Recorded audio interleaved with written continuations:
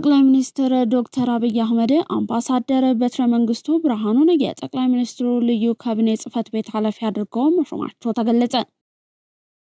ቲቢኤስ ቲቪ ትግራይ ክልል ላይ እንዳይሰራ ተደርጓል ተባለ።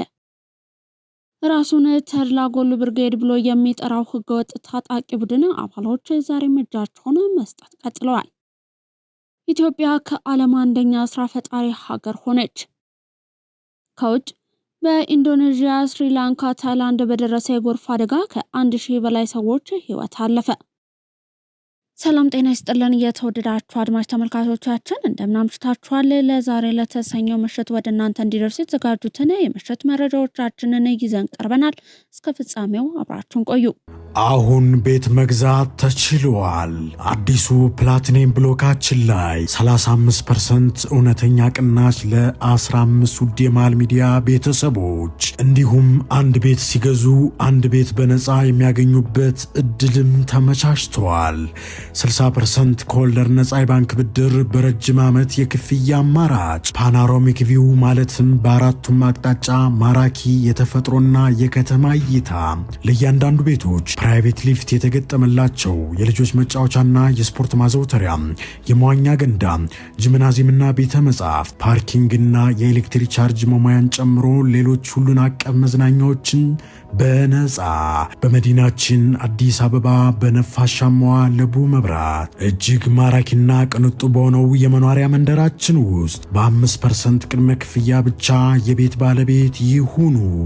ለበለጠ መረጃ በ0907 888883 ወይም በ0944 41 9190 ይደውሉ። በቀዳሚነት ወደምንመለከተው መረጃችን አለፍ።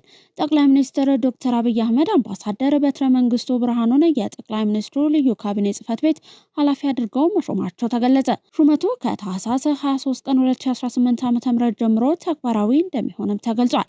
አምባሳደር በትረ መንግስቱ ወደዚህ አዲስ ኃላፊነት ከመምጣታቸው በፊት በጠቅላይ ሚኒስትር ጽህፈት ቤት የፕሮቶኮል ዋና ኃላፊ በመሆን ሲያገለግሉ ቆይተዋል። በዚህ ኃላፊነታቸውም የጠቅላይ ሚኒስትሩን ዲፕሎማሲያዊ ግንኙነት ማስተዳደር፣ ከፍተኛ ደረጃ የልዑካን ጉብኝቶችን ማስተባበርና በጠቅላይ ሚኒስትሩና በውጭ ልዑካን መካከል የሚደረጉ ግንኙነቶችን የማመቻቸት ስራን ሲሰሩ ቆይተዋል። በተጨማሪም በሀገሪቱ የዲፕሎማሲ ዘርፍ ባላቸው ልምድ በቅርቡ ከተሾሙት አምባሳደሮች መካከል አንዱ መሆናቸው ይታወሳል። በአዲሱ ኃላፊነታቸውም አምባሳደር በትረ መንግስቱ የልዩ ካቢኔ ጽህፈት ቤቱን ስራዎች በበላይነት የሚመሩ ሲሆን ስትራቴጂካዊ ውጥኖችን በማስተባበርና ስራዎቹ ከጠቅላይ ሚኒስትሩ የፖሊሲ ቅድሚያ አቅጣጫዎች ጋር መጣጣማቸውን የማረጋገጥ ኃላፊነት እንደሚኖራቸውም ተገልጿል። ቲቢኤስ ቲቪ ትግራይ ክልል ላይ እንዳይሰራ ተደርጓል ተባለ። በትግራይ ውስጥ ነፃ ሚዲያዎች እንዳይኖሩ ከፍተኛ ፈና በመፈጸም ህዝቡን ነፃነቱን ነፍጎ ማስተዳደር የለመደው የህወሓት ቡድን የእሱን አጀንዳ የማያራግቡ ሚዲያዎች በኃይል እንዳይሰሩ ያደረገ ነው። ለአብነትም በጽንፈኛው ቡድን ላይ የበሰለ ትችት የሚያቀርበው ቲቢኤስ ቲቪ ላይ ቡድኑ ከፍተኛ የስም ማጥፋትና የማስፈራራት ዘመቻ እያካሄደ እንደሚገኝ ታውቋል። እንዲሁም የትላንቱን ዓመታዊውን የህዳር ጽዮን ክብረ በዓል ቲቢኤስ ቲቪ እንዳይቀርጽ መከልከሉም ተሰምቷል። ይህ የጽንፈኛው ስብስብ እንቅስቃሴ የሀሳብ ነፃነትንና የሚዲያ አዋጅን የሚጥስ ስለሆነ የሚመለከተው አካል እርምጃ ሊወስድበት ይገባል ተብሏል። ታጣቂዎች የመንግስትን የሰላም ጥሪ እየተቀበሉ ነው። የትጥቅ ትግልን አማራጭ እንዳልሆነ የተረዱ ታጣቂዎች የመንግስትን የሰላም ጥሪ ተቀብለው ትጥቃቸውን ለመንግስት እያስረከቡ ነው። በዚህም መሰረት በምስራቅ ደንቢያና በጎንደር ዙሪያ ወረዳ ሲንቀሳቀስ የነበረ ራሱን የጎንደር 44ቱ ክፍለ ጦር አንዳርጌ ብርጌድ ብሎ የሚጠራው ቡድን አመራርና ታጣቂዎች እጅ ሰጥተዋል። የአማራ ህዝብ እየተፈናቀለ ነው በሚል ሀሳብ ወደ ጫካ ገብተናል። አሁን ግን የአማራን ህዝብና የኢትዮጵያን ህዝብ ለችግር ማጋለጥ ሆኖ ስላገኘነው ሰላማዊ አማራጭን ተከትለናል ብለዋል እጅ የሰጡ ታጣቂዎች። ራሱን ተድላ ጎሉ ብርጌድ ብሎ የሚጠራው ህገወጥ ታጣቂ ቡድን አባሎች ዛሬም እጃቸውን መስጠት ቀጥለዋል። በዚህ መሰረትም መንግስት ያቀረበውን የሰላም ጥሪ የተቀበሉ ታጣቂዎች ዋለልኝ ግዛቸው የተድላ ጎሉ ብርጌድ ፖለቲካ ዘርፍ አመራር የነበረ በጀሌ እጅ የሰጠ ደረጀ ግዛቸው ሰደፍ ክላሽ ከመሰል 15 ጥይት ጋር ለደብረ ማርቆስ ከተማ አስተዳደር ፖሊስ መምሪያ እጃቸውን በሰላም ሰጥተዋል። አፋባና አፋህድ አንድ ካልሆኑ እርምጃ እንደሚወሰድባቸው ከህወሓትና ሻዕቢያ በኩል የደረሳቸውን ዛቻ ተከትሎ ሳይዱ በግዳቸው ምስጢራዊ ውይይት ማድረጋቸውንና የአንድነት ሰነድ ማዘጋጀታቸው ታውቋል። በተዘጋጀው ሰነድ ላይም አንስማማም ያሉትን እነ ማስረሻ ሰጤና መስፍን ከፍለኝን ከአመራርነታቸው እንዲነሱ በመወሰን ሊገሏቸው ማቀዳቸውን ሾልኮ በመውጣቱ ተከትሎ እነ ማስረሻ ከነበርካታ ታጣቂዎቻቸው ለጸጥታ አካሎች እጅ ሊሰጡ ችሏል። ቡድኑ በጽምዶ እጅ መውደቁን ተከትሎ በቀጣይም ትንሽ የማይባሉ የጃውሳ መሪዎች የሰላም መንገድ እንደሚከተሉም ታውቋል። ኢትዮጵያ ከዓለም አንደኛ ስራ ፈጣሪ ሀገር ሆነች። በዓለም አቀፉ የኢንተርፕረነርሺፕ ኔትወርክ ይፋ በተደረገው መረጃ መሰረት ኢትዮጵያ ከ14074 የሚደርሱ የተለያዩ የስራ ፈጠራ ዝግጅቶችን፣ ስልጠናዎችንና ውይይቶችን በማካሄድ ከሌሎች ሀገራት ቀድማለች። ይህ ውጤት ኢትዮጵያን ከአልጄሪያ ከ13978 እንቅስቃሴዎችና ብራዚል 7317 እንቅስቃሴዎች ቀድማ በማስቀመጥ ከዓለም በአንደኛነት ደረጃ ላይ እንደምትገኝ ይፋ ሆኗል። ይህም ሀገራችን በዓለም የስራ ፈጠራ ስነ ምህዳር ላይ ያላትን ተሳትፎና ቁርጠኝነትን የሚያረጋግጥ ነው። ኢትዮጵያ በአፍሪካ የተፈጸመውን የቅኝ ግዛት ተግባርን ወንጀል ለማድረግ በተዘጋጀው ዓለም አቀፍ ኮንፈረንስ ላይ የተሳተፈች ነው። ኢትዮጵያ በአፍሪካ የተፈጸመውን የቅኝ ግዛት ተግባርን ዓለም አቀፍ ወንጀል ማድረግን በሚመለከት በአልጄሪያ በተዘጋጀውና ለ2 ቀናት በሚቆየው ዓለም አቀፍ ኮንፈረንስ ላይ የተሳተፈች መሆኑ ተገልጿል። ኮንፈረንሱ በመካሄድ ላይ ያለው አፍሪካንና የአፍሪካ ወዳጆችን በመካስ ፍትህ ማረጋገጥ በሚለው በዘንድሮ የአፍሪካ ህብረት መሪ ቃል መሰረት ነው።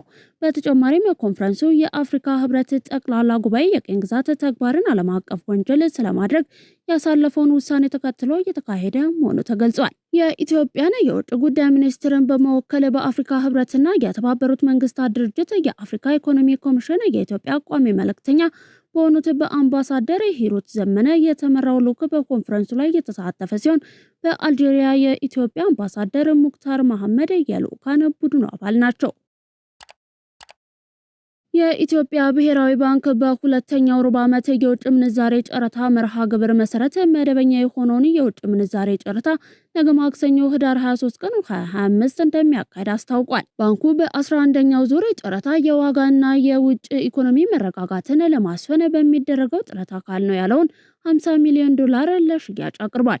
ይህ የጨረታ መጠን በ9ኛውና 10ኛው ዙር በየዕለቱ ቀርቦ ከነበረው 150 ሚሊዮን ዶላር አኳያ ዝቅተኛ መሆኑ ተመላክቷል። የኢትዮጵያ ብሔራዊ ባንክ ከዚህ በፊት ህዳር 11 ቀን 2018 ዓ.ም በሰጠው መግለጫ መሰረት ለሶስተኛው ሩብ ዓመት የውጭ ምንዛሬ ጨረታ 420 ሚሊዮን ዶላር መመደቡንና በተጨማሪም በህዳርና ታህሳስ ወር ለሚካሄደው ጨረታ 100 ሚሊዮን ዶላር በመመደብ በአጠቃላይ 520 ሚሊዮን ዶላር ለመመደብ ማቀዱን አስታውቆ እንደነበር ይታወሳል። የ1447ኛው የሀጅ ጉዞ ምዝገባ ከዛሬ ህዳር 22 እስከ ጥር 18 ቀን 2018 እንደሚከናወን የኢትዮጵያ እስልምና ጉዳዮች ጠቅላይ ምክር ቤት አስታወቀ። ጠቅላይ ምክር ቤቱ የዘንድሮውን የሀጅ ጉዞ አስመልክቶ ጋዜጣዊ መግለጫን ሰጥቷል። የጠቅላይ ምክር ቤቱ ዋና ጸሐፊ ኡስታዝ ተምኪን አብዱላሂ በሰጡት መግለጫ መሰረት የ1447ኛው የሀጅ ጉዞ ምዝገባ ከህዳር 22 ቀን እስከ ጥር 18 2018 ብቻ ይቆያል ብለዋል። የዘንድሮ የሀጅ ጉዞ ዋጋ 740 ሺህ ብር መሆኑን ገልጸውም የዋጋ ተመኑ ከውጭ ምንዛሪ አኳያ ከባለፈው ዓመት ዝቅ ያለ ቢሆንም ሁጃጆች የሚከፍሉት በብር በመሆኑ ተመኑን እየጨመረ መስሎ እንዲታይ ማድረጉን ጠቁሟል። ሁጃጆች በተለያየ ምክንያቶች ሳይዘናጉ ህዝበ ሙስሊሙ በተሰጠው አጭር ጊዜ ውስጥ መመዝገብ እንዳለባቸውም ጠቁሟል። ምዝገባው በሁሉም የክልልና የከተማ አስተዳደሮች የምዝገባ ጣቢያዎች እንደሚከናወን ገልጸው ሁጃጆች ለምዝገባ ሲመጡ የጤንነት ሁኔታቸውን የሚያሳይ የምስክር ወረቀት አግባብነት ካላቸው የጤና ተቋማት ማቅረብ ይኖርባቸዋል ብለዋል። ሜሪትስ ፕሮፐርቲ ቀድመው ለሚመጡ የ30% ቅናሽ ያገኛሉ ይሎታል።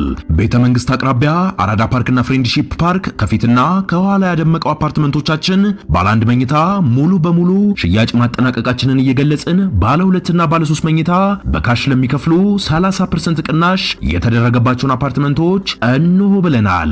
ባለ 2 መኝታ በ5.9 ሚሊዮን ብር ጠቅላላ ክፍያ፣ ባለ 3 መኝታ በ8 ሚሊዮን ብር አጠቃላይ ክፍያ የማለት ቀድመው ለሚመጡ በካሬ 90 ሺህ ብር የነበረውን በ63 ሺህ ብር ብቻ እየሸጥን እንገኛለን። በዚህ መንደር መዋኛ ገንዳ፣ ጂምናዚየም፣ ደረጃውን የጠበቀ ሰፋፊ ሊፍቶች፣ ምቹና በቂ መኪና ማቆሚያ ቦታዎች፣ ዘመናዊ የደረቅ ቆሻሻ ማስወገጃና አውቶማቲክ ጄኔሬተር የተገጠመላቸው እንዲሁም የከርሰ ምድር ውሃና ለተለያዩ አገልግሎቶች የሚውል ሰገነትም በአንድ አካቷል።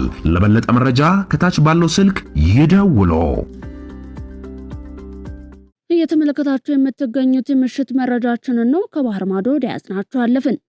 በኢንዶኔዥያ፣ ስሪላንካና ታይላንድ በደረሰ የጎርፍ አደጋ ከ1000 በላይ ሰዎች ሕይወት አለፈ። ባለፉት ቀናት በተከሰቱ አውሎ ነፋስ በኢንዶኔዥያ፣ ስሪላንካና ታይላንድ በደረሰ የጎርፍ አደጋና የመሬት መንሸራተት ቢያንስ ከ1000 በላይ ሰዎች ሕይወታቸውን ያጡ ሲሆን በአስከፊ የአየር ሁኔታ የተጎዱ በሺዎች የሚቆጠሩ ሰዎችን ለመርዳት እየተሰራ ይገኛል። ሰኞ ዕለት ወደ ሰሜን ሱማትራ ያቀኑት የኢንዶኔዥያ ፕሬዝዳንት ፕራቦዎ መንግስት ቅድሚያ የሚሰጠው ጉዳይ አስፈላጊውን እርዳታ እንዴት ወዲያውኑ መላክ እንደሚቻል ነው ብለዋል። ፈጣሪ ቢፈቅድ ልንደርስባቸው የሚገቡ በርካታ ሩቅ መንደሮች አሉ ያሉት ፕራቦዎ መንግስት የእርዳታ እጥረቱን ለማገዝ ሄሊኮፕተሮችንና አውሮፕላኖችን እያሰማራ መሆኑንም ተናግሯል። ፕራቦዎ ቢያንስ በኢንዶኔዥያ 442 ሰዎችን ለገደለውና በመቶዎች የሚቆጠሩ የደረሱበት አልታወቀም ለተባለው ከባድ የጎርፍ አደጋና የመሬት መንሸራተት ምላሽ ብሔራዊ ድንገተኛ ሁኔታ አዋጅ እንዲያውጁ ከፍተኛ ጫና በአስተዳደራቸው ላይ እየተደረገ ይገኛልን ብለዋል። ከስሪላንካ አቻቸው ኡማራ ኩማራ በተለየ መልኩ ፕራቦዎ እስካሁን ድረስ ለዓለም አቀፉ ማህበረሰብ እርዳታ እንዲሰጣቸው በይፋ ከመጠየቅ ተቆጥቧል። የኢንዶኔዥያ መንግስት 2 የሆስፒታል መርከቦችንና 3 የጦር መርከቦችን እርዳታ የጫኑ ድጋፎችን በጣም አስከፊ ወደሆኑ አካባቢዎች ልኳል። የስሪላንካ መንግስት ዓለም አቀፍ እርዳታን በመጠየቅ በአደጋው ለታገቱ ሰዎች ወታደራዊ ሄሊኮፕተሮችን እየተጠቀመ ይገኛል። ቢያንስ 334 ሰዎች መሞታቸውን የስሪላንካ የአደጋ ኤጀንሲ ያስታወቀ ሲሆን በርካቶች አሁንም ጠፍተዋል። የታይላንድ ባለስልጣናት በበኩላቸው በደቡብ የሀገሪቱ ክፍል በቀጠለው የጎርፍ አደጋ የሞቱት ሰዎች ቁጥር ቢያንስ 176 ደርሷል ብለዋል። መንግስት የእርዳታ እርምጃዎችን እየወሰደ መሆኑን ቢገልጽም በጎርፉ ምላሽ አሰጣጥ ላይ ህዝባዊ ትችት እየጨመረ ይገኛል። 2 የአካባቢው ባለስልጣናት በደካማ ምላሽ አሰጣጣቸው የተነሳ ከስራ ታግደዋል ሲል አጃንስ ፍራንስ ፕሬስ ዘግቧል።